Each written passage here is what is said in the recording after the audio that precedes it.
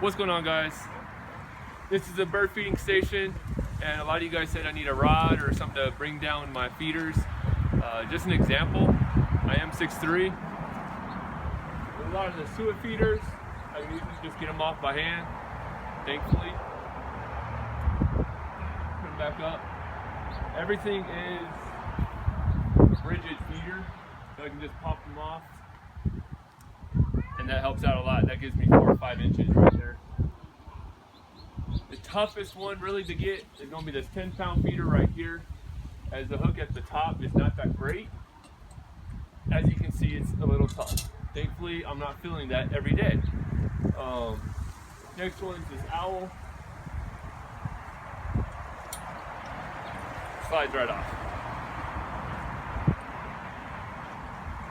And almost goes back on.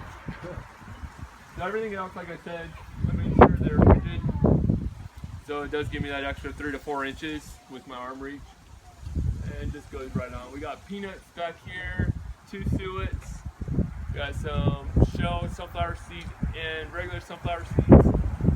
We got millet, sunflower seeds, Niger, and sunflower. And we just have a wheat-free feed over here, this other feeder. That's it. If you have any questions, let me know.